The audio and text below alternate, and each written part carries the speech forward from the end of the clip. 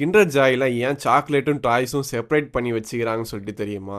இது கேட்கவே ரொம்ப இன்ட்ரெஸ்டிங்காக இருக்கும். மறக்காமல் ஃபாலோ பண்ணிட்டு இந்த வீடியோ ஸ்கிப் பண்ணாமல் ஃபுல்லாக பாருங்கள்.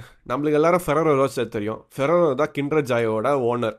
இப்போ அதுக்கு நேம் கிண்டர் ஜாயா இருந்தாலும் அவங்க லான்ச் பண்ண டைம் 1974 வந்து அது பேர் வந்து கிண்டர் சர்ப்ரைஸாக இருந்தது. அதாவது சாக்லேட்டுக்குள்ளே டாய்ஸ் இருக்கும். அதனால குழந்தைங்க வந்து தெரியாமல் முழுங்கிறதுக்கு நிறைய சான்ஸ் இருந்திருக்கு. இது நோட்டீஸ் பண்ண அமெரிக்கன் கவர்மெண்ட் வந்து 1938 ஆக்ட் படி இது கம்ப்ளீட்லி பேன் பண்ணுறாங்க.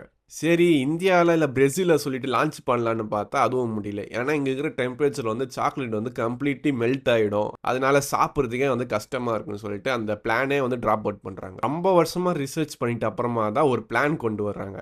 ஒன்றா இருந்தால் தானே ப்ராப்ளம் சொல்லிட்டு தனித்தனியாக செப்பரேட் பண்ணுறாங்க. இப்போ சாக்லேட்டும் டைஸும் ஒரே இதில் இருந்தால் தானே ப்ராப்ளம் சொல்லிட்டு தனித்தனி கம்பார்ட்மெண்ட்டில் போட்டு 2021 கிண்டர் ஜாயின்னு சொல்லி ரீபேன் பண்ணி லான்ச் பண்ணுறாங்க. 2007 வந்து இந்தியாவில் லான்ச் பண்ணுறாங்க. அப்புறம் கொஞ்சம் வருஷம் கழிச்சு யூஎஸ்ஏல வந்து திருப்பி ரீலான்ச் பண்ணுறாங்க. இப்போ கிண்டர் ஜாயோட நெட்ஒர்த் வந்து லிட்டரலி $1 பில்லியன்.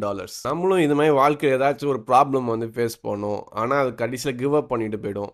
நம்மளும் கிண்டர் மாதிரி எப்படி அந்த ப்ராப்ளம் வந்து ஓவர் கம் பண்ண முடியும்னு சொல்லிட்டு ப்ராக்டிக்கலாக யோசிச்சு அதை ஓவர் கம் பண்ணலாம். பொண்ணுக்கு கிண்டர் ஜாய் வாங்கி தர அவங்க ஃப்ரெண்ட்ஸை வந்து இந்த வீடியோவை வந்து ஷேர் பண்ணுங்கள்.